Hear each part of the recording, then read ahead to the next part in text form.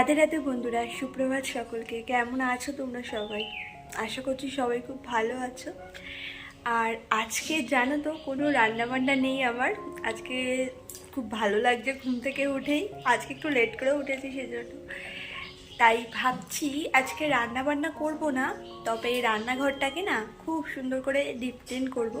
অনেক দিন হয়েছে ডিপ ক্লিন করা হয় না। আমাদেরকে আগের একটা ভিডিওতে আমি বলছিলাম যে আমার সাথে একটা বিশাল বড় ঘটনা ঘটেছে। আমার তো প্রায় যায় যায় অবস্থায় হয়ে গেছিলো, মানে মরেই যাচ্ছিলাম। ডক্টর তো বলেই ছিল আমি হয়তো বাঁচবো না। তো সেবার অজ্ঞান হয়ে পড়ে গিয়ে দেখো আমার কপাল টপাল ফেটে কি হয়েছে। এখান থেকে দেখেছো এতটা ফেটে গেছে, এই উপরটা এখানটায় তো থেতলে গেছে পুরো। এই উপরটা হসপিটালে পড়ে গেছিলাম, হসপিটালে পেটের উপর দিয়ে। আর এইটা বাড়িতে হয়েছে, এখানে দেখো এখানটাও ফেটে গেছিলো। নাকের ভেতরেও মানে কেটে গেছিলো, ফেটে যায়নি, ভাগ্য ভালো। নাকের ভেতর থেকে অনেক অনেক ব্লাড বেরিয়েছে, মানে সারা রাত ধরে ব্লাড বেরিয়ে গেছিলো। কী অবস্থা।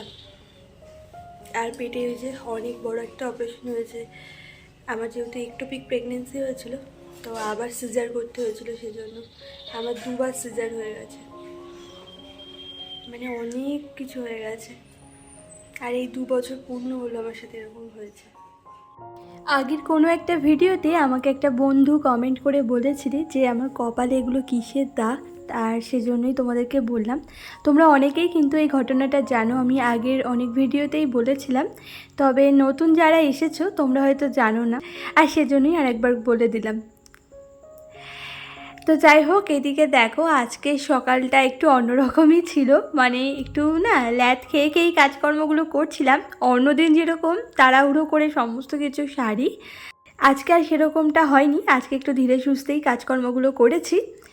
আর যেহেতু মামামের আজকে স্কুলে ছুটি আছে, আজকে তো শনিবার, আর এই সময় তো মামামের এক্সাম চলছে স্কুলে। তবে শনি রবিবার তো স্কুল ছুটি থাকে, সেজন্য কোনো এক্সামও নেই। ওই সোমবার থেকে আবার এক্সাম হবে। তো যাই হোক, এখন দেখো ঘরটাকে ডাস্টিং করছি।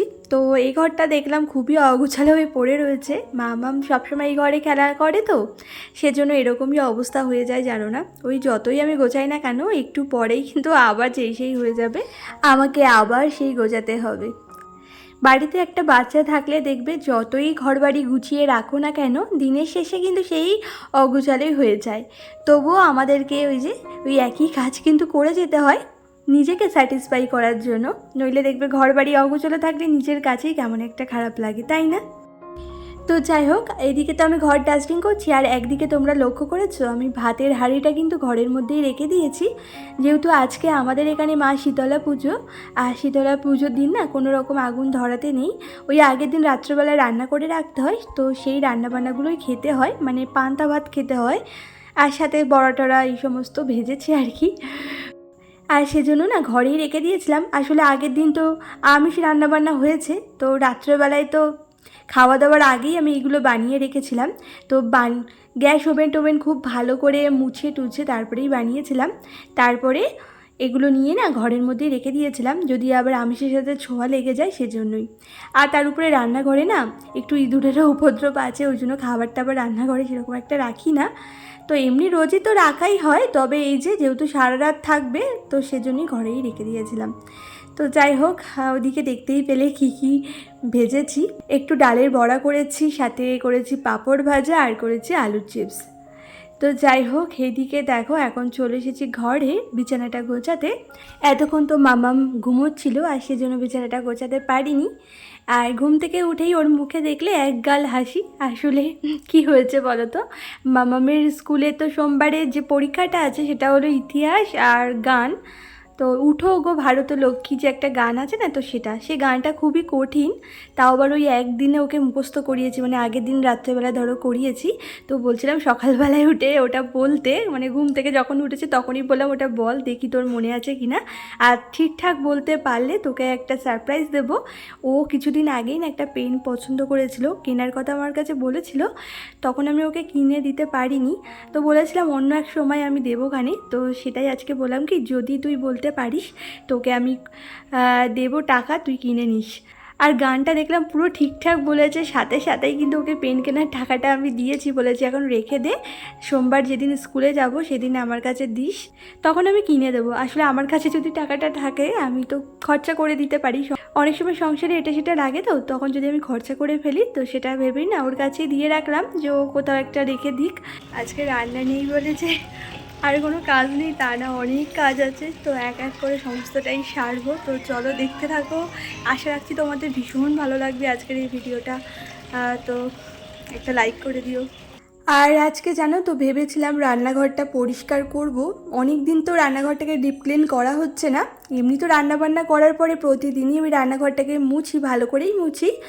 আর উপরে যে টাইলস লাগানো আছে না, যতদূর আমার হাত যায় ততদূর পর্যন্ত তো মোছাই হয়, তবে উপরেরগুলো তো আর মোছা হয় না, সেখানে তো আর হাত যায় না। উপরে উঠে যে আর মুছবো সেইটুকু সময় কিন্তু আর হয় না, সংসারে এত সমস্ত কাজকর্ম করে না আর পেরে উঠি না। আর আমার শরীরের অবস্থাও তো অত ভালো নেই, 4-4টে আমার অপারেশন হয়েছে, তাও এই শরীরে যে সংসারে এত কাজকর্ম আমি করছি এটাই আমার নিজের কাছেই অনেক, জানো তো।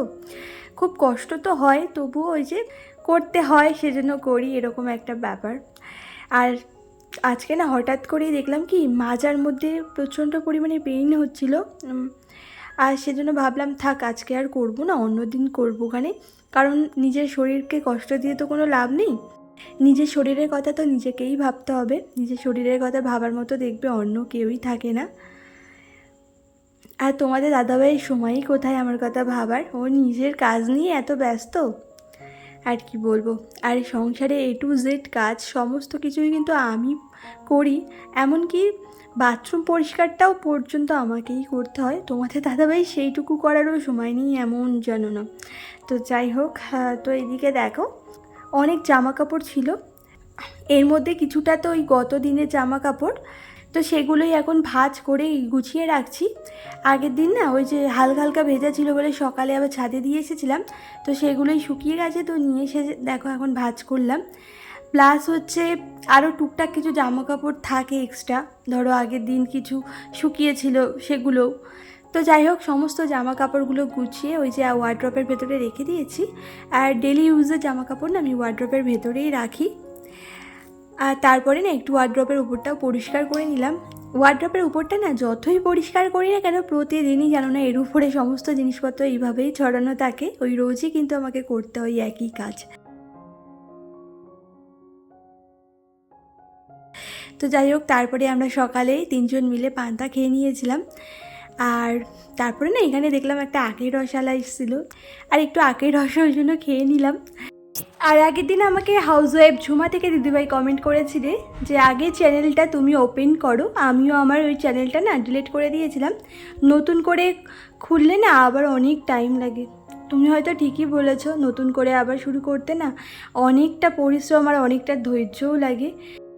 তো যাই হোক এদিকে দেখো ওই যে কুলো নিয়ে চলেও এসেছে আমাদের বাড়িতে, আজকে যেহেতু বললাম না যে মা শীতলা পুজো। আর এইদিকে দেখো আমাকে সিঁদুর মাখিয়ে কি করে দিয়ে গেছে। আগের সপ্তাহতেও পাশের পাড়াতে শীতলা পুজো হয়েছিল, তখনও ওরা আমাদের বাড়িতে এসেছিল, তখনও না আমার মুখে এরকম সিঁদুর মাখিয়ে দিয়ে গেছিলো। আর আজকে তো আমাদের পাড়াতে পুজো, আর ওরা কি আর ছাড়ে, দেখো ওরাও কি করে গেছে, আমাকে আর আমার যাকে এরকম সিঁদুর মাখিয়ে দিয়ে গেছে। তো যাই হোক তারপরে দেখো চলে এসেছি ছাদে, বেশ কিছু জামা কাপড় আজকে কেচেছি, তো সেগুলোই এখন এই যে মেলে দিচ্ছি। একটু আগেই এসে করে গেছিলাম ঝটপট করে, সেটা আর ভিডিও করা হয়নি, সেটা স্কিপ করে গেছি। অনেক সময় দেখবে কিছু কিছু কাজ আছে মনে হয় কি অফ ক্যামেরাতেই সেরে নিই, সবসময় ওই ক্যামেরাটা ট্রাইপডটা নিয়ে এখানে ওখানে ছোটাছুটি করতেও না ভালো লাগে না।